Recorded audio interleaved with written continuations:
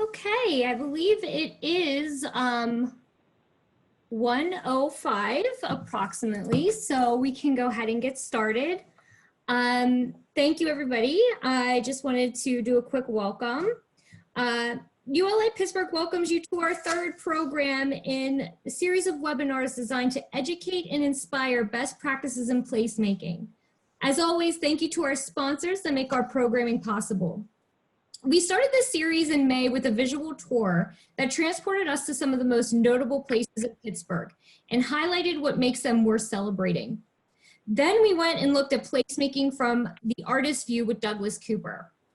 You can find these presentations on Knowledge Finder at knowledgefinder.uli.org. I will put the link for our first webinar in the chat box. The second one, I'm just waiting for the link for that, but that will actually be going out in our newsletter tomorrow. The third webinar in this series, Designed for a Changing Climate, Placemaking and Resilience, will be followed by additional programs that continue to set the stage for participants to reflect on how vital placemaking is to our region and beyond. Keep an eye out for information on our next program, New Places and Spaces. ULI's mission to provide leadership in the responsible use of land and in creating and sustaining thriving communities worldwide is even more critical as we respond to recent global events. As a charitable 501c3 nonprofit organization, we rely on our members and supporters to fulfill that mission. We thank you for that support and ask you for your continued engagement as we tackle the current challenges we face together. Please make sure to have your mics muted throughout the program to prevent any distractions. We'll also be engaging in a Q&A after the presentation, but if you have a question, please don't hesitate to put it in the chat as soon as you think of it. We'll have moderators looking at the chat box. We'll get to as many questions as we can as possible if time allows. So it is my pleasure to introduce you to our tour guides for today, Katharine Burgess, Vice President of Urban Resilience for the Urban Land Institute, and Juanita Hardy, Consultant for ULI on Creative Placemaking and former Senior Fellow for Creative Placemaking. Katharine, I'll hand the presentation over to you, and you can share your screen.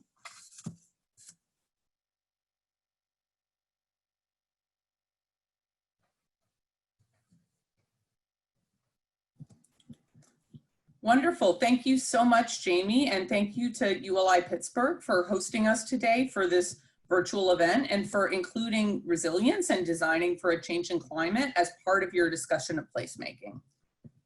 Just getting myself off of video here, onto video here. My name's Katharine Burgess, and I'm the VP with the Urban Resilience Program at the Urban Land Institute. And I'm really thrilled to be joined by Juanita Hardy, who has been one of ULI's leading practitioner and thought leaders on the topic of creative placemaking over the past few years. Today, we're going to take a deep dive first, looking broadly at what resilience is, and then thinking about how creative placemaking can be used as a tool to enhance climate resilience in Pittsburgh and in communities across the country. I think this is a really unique opportunity to explore the intersection between these two topics. So welcome your input and questions throughout the presentations, and we'll also have a number of opportunities for folks to weigh in and hear from each other. And with that, I will get us started today. So first, I want to make sure that everyone is aware of all the opportunities that exist for you as ULI members to engage on the topic of resilience and to contribute your expertise and perspective to the Urban Resilience Program. The program's focused on how buildings, communities, and cities can be more resilient to the impacts of climate change. And we do everything from research to partnering with cities and chief resilience officers on advisory services programs and TAPs, and partnership projects like this with the ULI District Council Network. We've been in conversation with your local chief resilience officer, Grant Erskine, to potentially advance some project work together in the future. And with that, I'd encourage anyone who'd like to get involved, either because you have personal expertise on resilience or want to learn more about how it intersects with your work, to feel free to email us at resilience@uli.org or to express your interest on Navigator. And Jamie's gone ahead and added the links in the chat.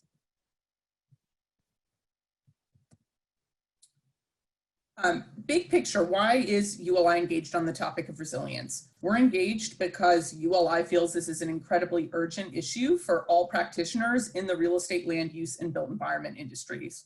And here we have, I think, this headline and photo from the Realtor magazine. Realtors not being a constituency that have been as forward-looking on this topic as some others, says this best: we don't have 50 years to wait. Even if we're looking at climate projections 50 years into the future, we need to start addressing these problems today. We're already seeing increasingly destructive and frequent storms, flooding, sea level rise, extreme heat, which is actually the largest public health risk due to climate change, drought, and so many related and interconnected social and economic issues.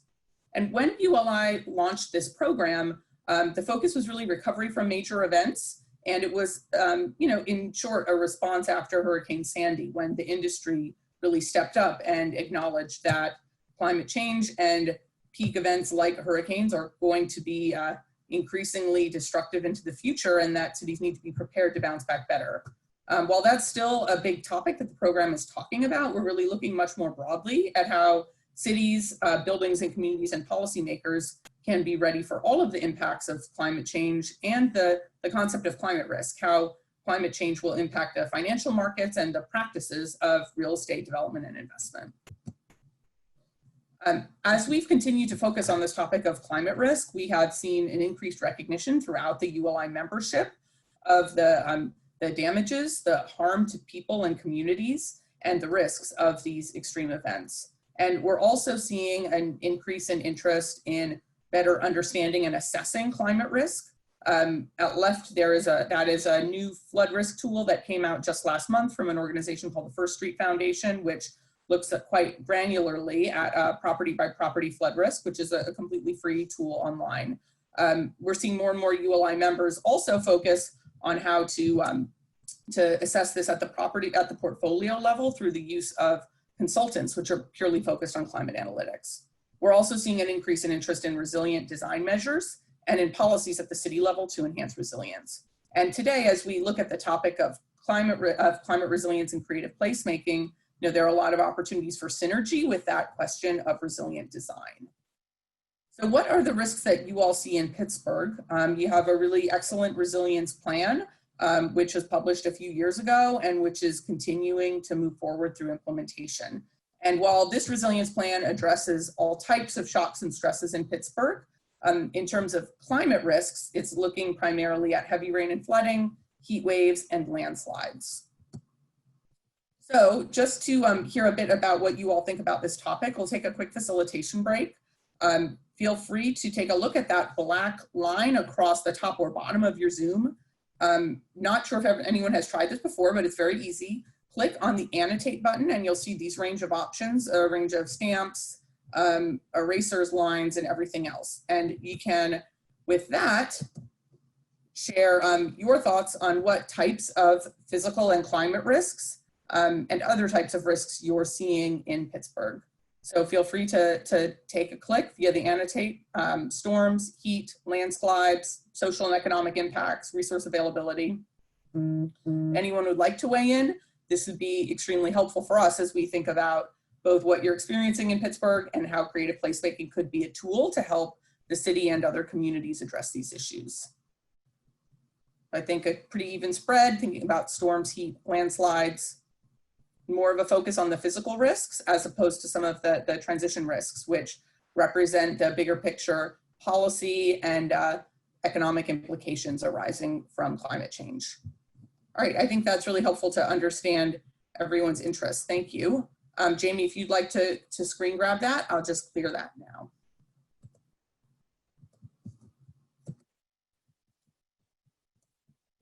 Next slide. So when I turn the slides over to Juanita, you'll hear a bit about how creative placemaking has been used in all types of development and all types of environments and policy situations. And one real asset of creative placemaking is opportunity for engagement and education. So I'd be curious to hear from you all where you think Pittsburgh is in terms of prioritizing issues around climate risk and resilience as we think about whether creative placemaking could offer some opportunities to advance interest in or knowledge of this topic. So feel free to, again, use that annotation tool to indicate where you think the city is on this spectrum of fully prioritizing climate risk and resilience to, having not interest, but not a significant prioritization or funding, through to lack of focus at this time. And I find it interesting too to see the different ways people interpret the atmosphere and situation in the city. Anyone else like to chime in here? We have two opposing responses. Oh, and we have also all different types of stamps, so that's always nice. Okay, so with that, I will clear. This is helpful to see where you feel the city is right now.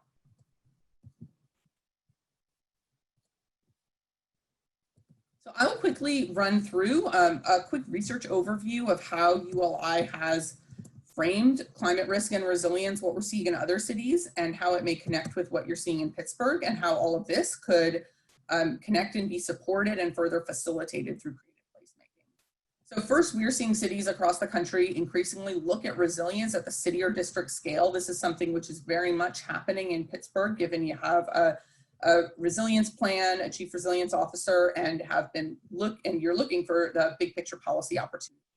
So first, we're seeing cities increasingly determine or identify tools and strategies to use zoning and other land use tools to incentivize development in parts of the city which are least vulnerable, invest in resilient infrastructure, something you'll hear about from Juanita in the context of placemaking, and also look at other opportunities to look at economic and social issues related to climate resilience. And a key focus, which I'll speak to a little more as we talk about how the programs looked at the topic this year, is the topic of equity and how low-income communities and communities of color have been the most disadvantaged by the impacts of climate change, and what policy can do to address this and support all members of a community. So we're seeing cities increasingly use zoning, building codes, incentives, and exploring opportunities like transfer of development rights to both encourage the type of development patterns which would lead to greater resilience, and also fund much needed infrastructural investment. Next slide.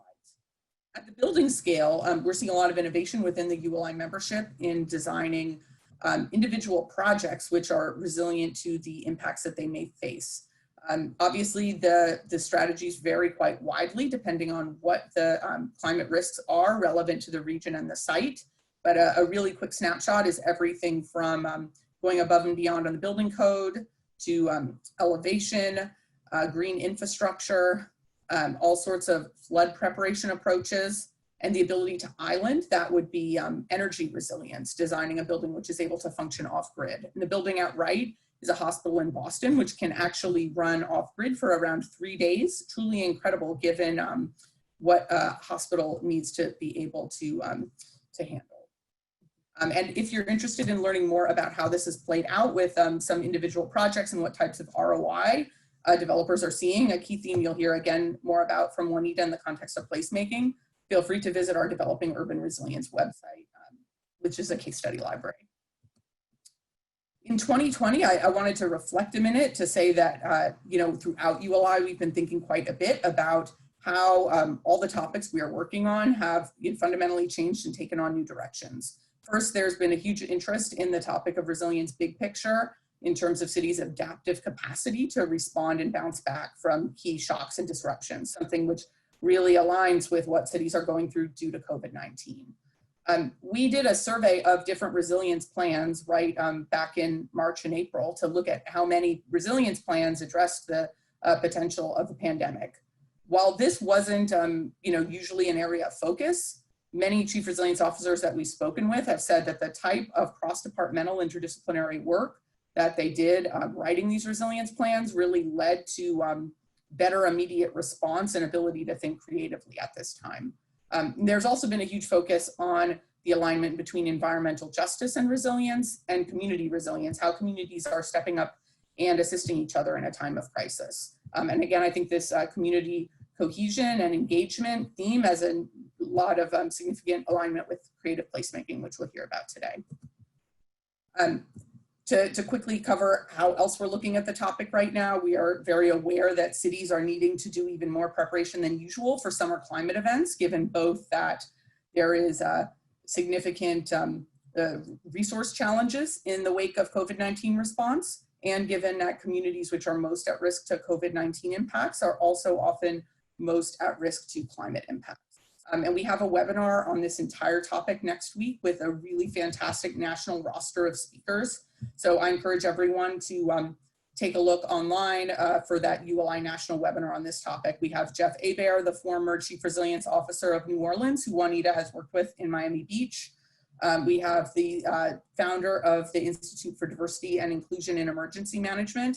And we have the Sustainability Officer from Tempe, Arizona, which has been dealing with heat emergencies throughout the summer and the COVID period. So encourage everyone who's interested in this specific topic to sign up for that webinar. And we're also increasingly exploring and looking at what cities can do to right environmental justice wrongs through resilience planning, looking at the long-time marginalization of communities of color and low-income communities. The study at Wright looks at how redlined communities have significantly higher urban heat island impacts than other parts of cities, as much as 12 or 13 degrees of heat difference there, which is just an incredible discrepancy.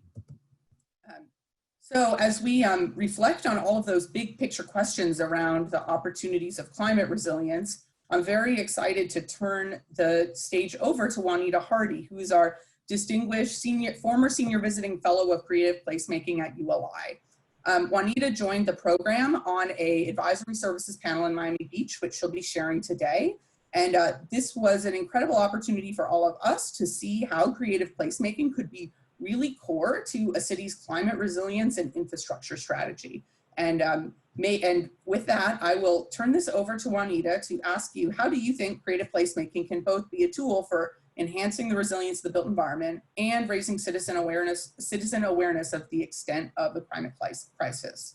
So thank you very much, Juanita, and I will switch to a PowerPoint, which we'll be seeing from her. Does anyone have any quick questions on ULI's Urban Resilience Program or otherwise before we hand over to Juanita? Great, I will get you started. Feel free to unmute yourself, Juanita. Okay, great, thank you. Thanks so much, Katharine. And thanks to all of you for joining us this afternoon. This is a topic that I'm very excited to talk about. Any opportunity I can to talk about creative placemaking is a great opportunity for me. And this is such an important topic within the context of climate resilience. So I'm delighted to be with you today and bring share some ideas, some deep research that has been done on this topic, and some case studies, and then invite discussion about how creative placemaking can support goals relative to climate resilience. As Katharine mentioned, I was Senior Visiting Fellow for Creative Placemaking, now serving as a consultant for ULI. And I bring a passion, as you might have heard, for both art and business to this work. And I've spent decades of my life in both arenas. So with that, let me go to the agenda page, Katharine, just to give you a sense about how we're going to approach this. First of all, I know that you spent a couple of 2 seminars so far on placemaking, and I've had the opportunity to look at both of them. Very interesting. And you, in the last one, have had an artist talking about creative placemaking from the context of public art and murals, some fantastic work. So I will talk about creative placemaking. A little bit different twist, but I'll talk about exactly what that means and provide some context for the discussion that will follow. And the discussion will be about how creative placemaking can be used to support solutions for climate resiliency. I'll touch on 4 case studies. And then from there, we'll get into an understanding of how can you optimize the results of this work. And that's through some deep research that we did that spell out 10 best practices in creative placemaking. and then finally wrap up with some resources that and key ideas to take away. So if everyone's good with that, let's proceed to some background on creative placemaking. So you've had two seminars on placemaking, so I'll just say very briefly from our perspective, placemaking is about combining the elements of a built environment in a way that is compelling and that attracts people. And I think the example that you see here, Country Club Plaza, is a great example of what we mean by that, right? This beautiful, very unique shopping plaza, patterned after one of the great cities of the world, Seville, right? Attracting people even to this day. And in its time, back in the 1920s, it was 4 miles outside of Kansas City, Missouri. So unheard of, but lots of people flock there and still do today. In fact, I would venture to say that placemaking, that term, got coined by the Country Club Plaza as an example. So if we go to the next chart, which is placemaking, so what's creative placemaking? What is that? Well, think of it as placemaking, a twist on placemaking. It's still placemaking, but it's bringing art and culture in tandem with good design to a real estate development project aimed at fostering a healthy, equitable, thriving, and I should add, resilient place. A good example of that is Monroe Street Market Art Walk. It's based in Washington, D.C., in a community right adjacent to the metro. It's a $250 million mixed-use, as I mentioned, transit-oriented development project, and planted between 2 of the 3 buildings is an art walk and 27 artist studios. And if you might be able to see from the frontage, they're glass doors, so you roll them up, you can peek in and watch the artists at work.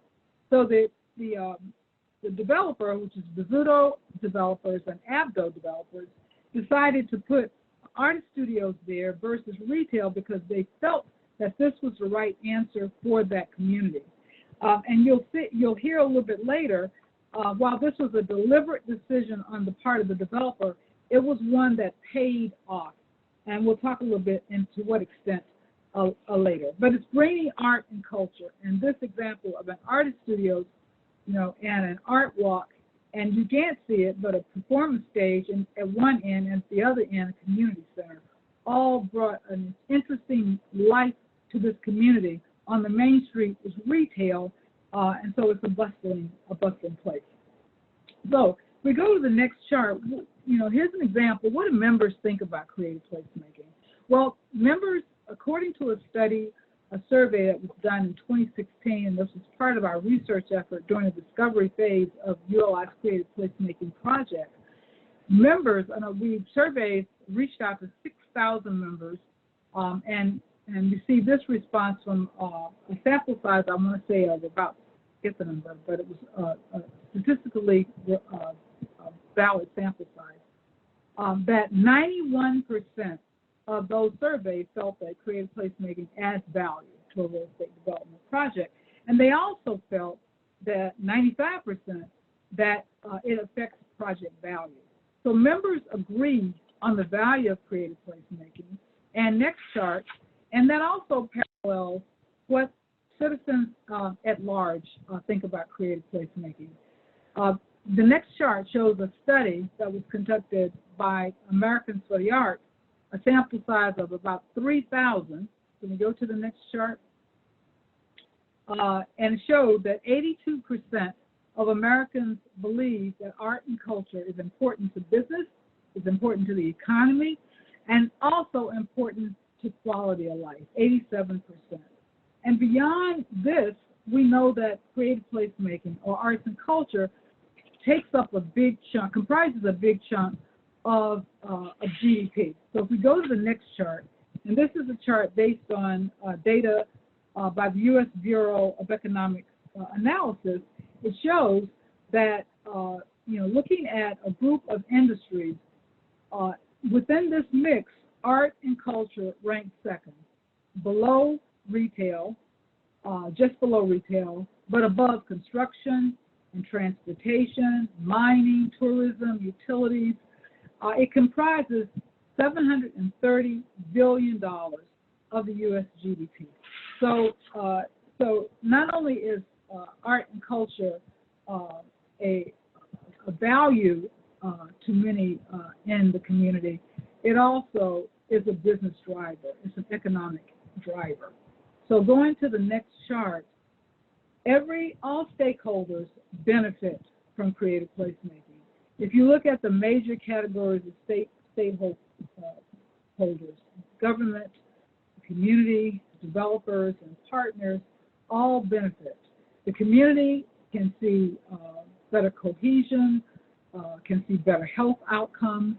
Government can receive increased tax revenues. Developers and partners, let's go back to Monroe Street Market as an example. The developer there said they believe that as a result of making the decision to use the creative placemaking features that I outlined earlier, they see lower turnover rates in their leases, a faster lease up. They got a lot of early community buy-in, which shortened the overall development cycle. That translated into dollars. It certainly boosted their brand, and it's increased their property value.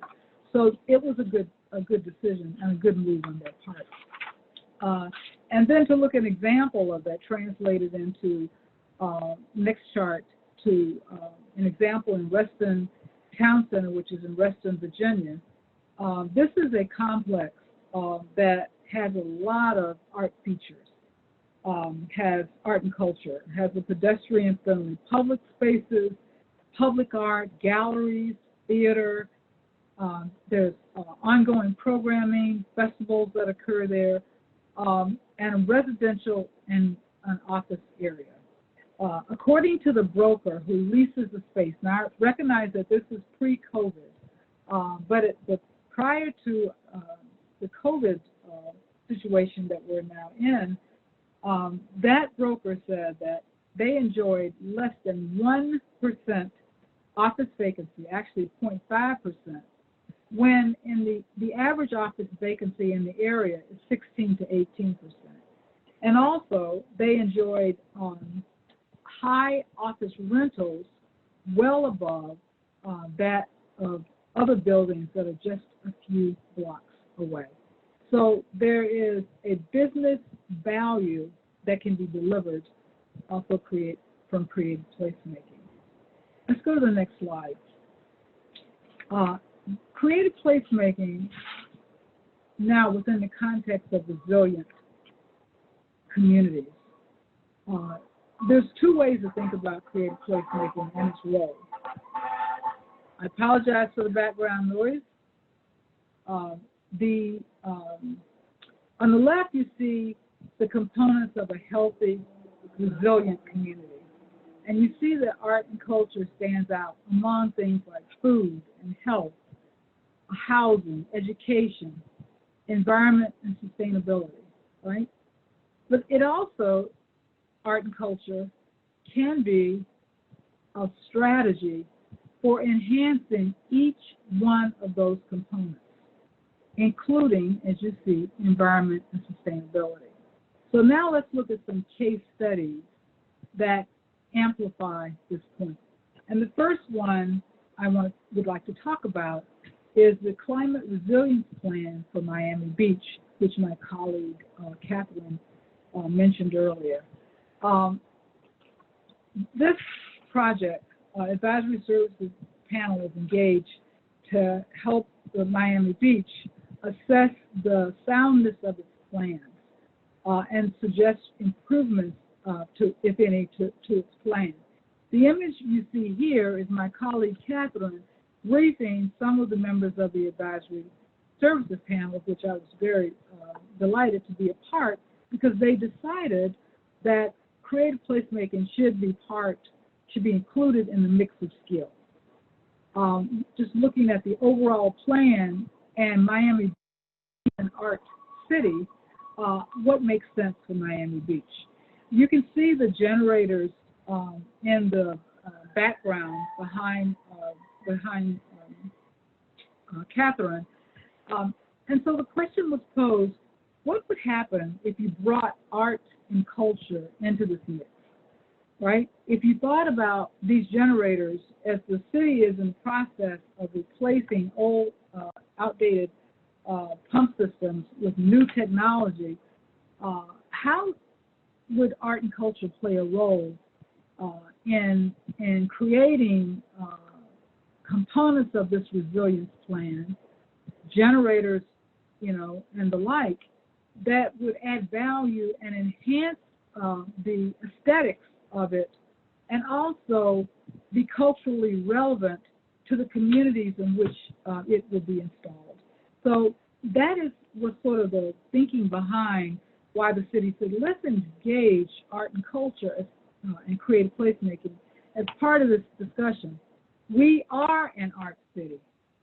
We host, for example, Art Basel, one of the largest art fairs in the world, bringing 83,000 people to Miami Beach in 1 week, bringing an estimated $500 million in economic benefit. We do that. We want to continue to do that. We need to be a resilient city. So let's be both an art city and a resilient city, and let's ensure that we have a solid plan, and let's look at how art and culture can play a role in that. So going to the next chart, after our week-long effort of studying the situation, a number of recommendations came out, and there were a set of recommendations pertaining to creative placemaking. And you can see those recommendations on the left side of the screen. To have a vision that included both art and resilience in the program.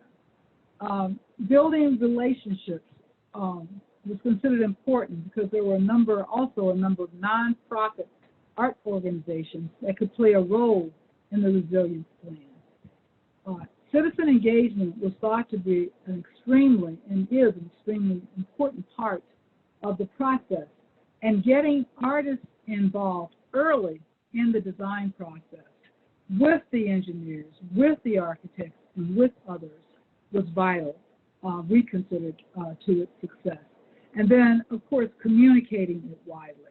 Now let's see what the city of Miami Beach did on the left. First of all, looking at their convention center public art program, they made a huge investment in public art. This was on the heels of recovering from the hurricane that happened, I've lost the name of the hurricane. But at any rate, they had to rebuild the convention center. This, I think, was starting in 2017. It was a $27 million investment to renovate the convention center. And that's where, by the way, Art Basel is housed. And they invested, as part of their Percentage for Art program, $7 million in public art. This is the largest public art investment in U.S. history to date, is my understanding. And in addition, and it's a magnificent building. If anybody's been there, if you haven't, I invite you, when you're traveling again, to go and see the public art in this building. Very unified, some of the amazing global artists adorning this magnificent building. In addition to this $7 million investment, they installed a public art installation on the beach. And the scene that you see there at the top, are over 600 sand made to look sculpture, a temporary installation of sand sculptures of cars and vehicles, making a strong statement about emissions and how that may be contributing to climate change, and why resilient solution and mindfulness and stewardship is important to our survivability, both in the city and the country at large. And it happened during our Basel Week, when not only citizens were able to see this, but many people from around the world were recipients of that message. The Department of Resiliency and Sustainability, who contracted or engaged to do the advisory services panel along with the city manager, took some of the recommendations to heart. We believe that it influenced the city deciding to engage its first artist in its resiliency program. It's an artist residency, and that artist then leads this art and public life program that's part of the resilience plan. And they have a program called Department of Reflection. And that Department of Reflection is really a artist-led community engagement effort.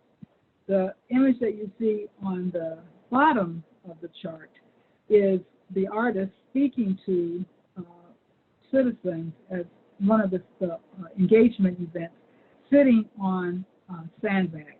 And so the mission of this group is to be transparent about the resilience program, raise awareness about the program, solicit input from citizens on how to improve the program, make changes if indeed it's considered that there are ways to better approach resilient solutions peppered with art.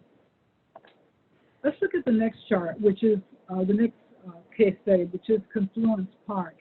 And the quote that you see there comes from the leader of the San Antonio River Foundation. I like the way he thinks about this park.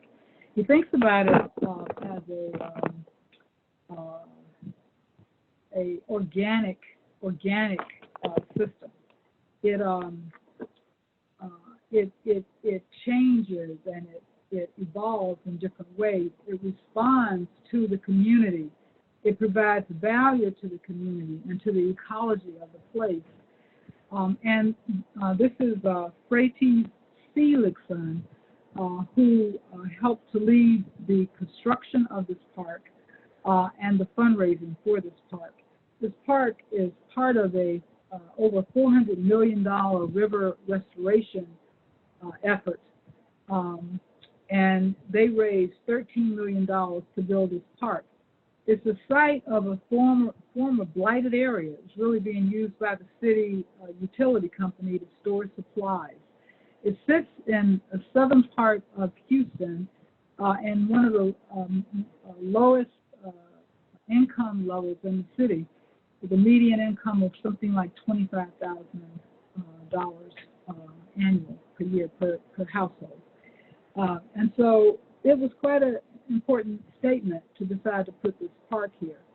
On the left, you see an education center, and on the right, you see this magnificent structure of one might consider sculptural pavilion. And I'll say more about that later. The values that the foundation pursued in the development of this park and the design of this park were fourfold: art, ecology, education, and recreation. Let's go to the next slide. In terms of art, I mentioned the pavilion that you see again here during a yoga class. So this pavilion was designed by an artist, working in collaboration with the architectural team and design team to build this magnificent structure that serves as a cover during hot days, and it gets pretty hot in San Antonio. I worked there for 6 months during my IBM days. You easily could have 115 degrees for several days at a time. So it also cover for rain, and interesting, it's also a catcher for rain, because the rainwater is channeled to a reservoir below the surface of the park, and that reservoir recycles the water. So almost all the water used on the park is recycled water for plumbing and for watering the plants and the foliage there. The park has a net zero energy consumption goal. They've been able to sustain that until recently because there's been so much demand for the park that they are now looking at buying energy off the grid so that they continue to meet that net zero goal. The Education Center is used to teach about environmental and sustainability and stewardship. It's open free to nonprofits. They also have classes for GED there, which is largely attended by the local economy. Before COVID, this yoga class, the people were coming from all over, not just from locals, but from all over San Antonio, and were getting their coffee from a local coffee shop, buying things from local businesses, so promoting the local economy. The yoga class is now being done on Zoom, but they look forward to the time when they will resume having yoga classes here at the site. In terms of the recreation goals, in addition to, as I mentioned, yoga, this is a place in these times for families to come and to enjoy, to have quiet time, to have family time. So it is definitely serving an important goal during the time of COVID. Let's go to the next case study, which is Buffalo Bayou Park. 160 acres, 2.3 miles in length. This is an enormous effort on the part of the city of Houston. Hurricane Harvey, which struck the city in 2017, dumped 27 trillion gallons of water onto the city of Houston, the Metro Houston. 40,000 cubic yards of silt and debris were deposited in the park. And within a matter of a few days, Houstonians were enjoying the park again. Now, how could this be? Well, it had to do with the way they built the park. It was built for floods. It was built for a flood-prone environment. I can't get into all of the details, resilient details. My colleague Katharine can give you that. But I will say things like the thoughtful placement of retaining walls and architectural placement, bridge design, concrete trails where needed, and many other features. But as they were designing this park, they said creative placemaking with art and cultural features has to be a part of this. So let's go to the next chart. There are several number of creative placemaking features that dot this park, and you can see some examples of them here. Stunning lighting, such as the image that really puts the park on stage at night. Memorable public art that you see there that passersby can enjoy walking, contemplating. Cozy gathering places, so it's a place where you could be in your solitude, but you could also gather and in wonderful spaces, again with public art and seating, and then signage. Signage such as what you see on the bottom left that inspire, that engage one to listen, to explore. So these are some of the examples of creative placemaking. I'm running out of time, so I want to get to questions. So let's go to the next chart. I won't talk about Tanner Springs. I'll just invite you to Google it and learn about how the park was created by the community and how it harkens to the history of the place, its past. So how do you enjoy the benefits and optimize the benefits that creative placemaking can bring to resilient solutions? There are 10 best practices that are steeped in research done during our discovery period. These are those 10 best practices. I won't go into them in detail, but I will say there are 3 that stand out that are critically important. 1 is having a vision, beginning with the end in mind. 2 is engagement of artists and the community early in the process. And 3 is understanding and articulating stakeholder benefits. But the example of Confluence Park, I mentioned that it was part of a $400 million project. They did a benefit study, I think it was about a year or 2 years ago, and determined that that investment had delivered about $2 billion in economic benefit since its inception. So, so making the case for why this is important and who benefits and why. And so then to the last chart, some resources and a couple of takeaways.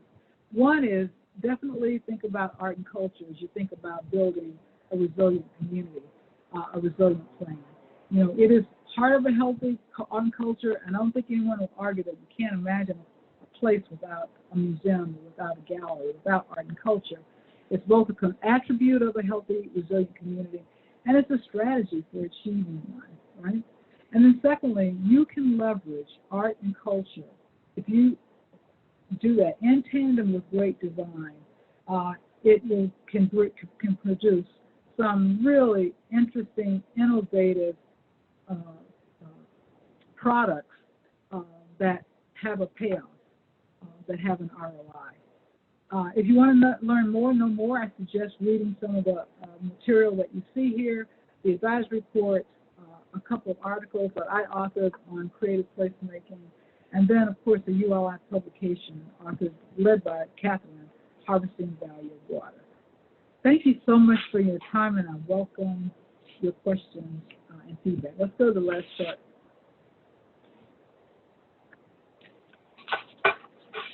Okay. All right, let's open it up for questions.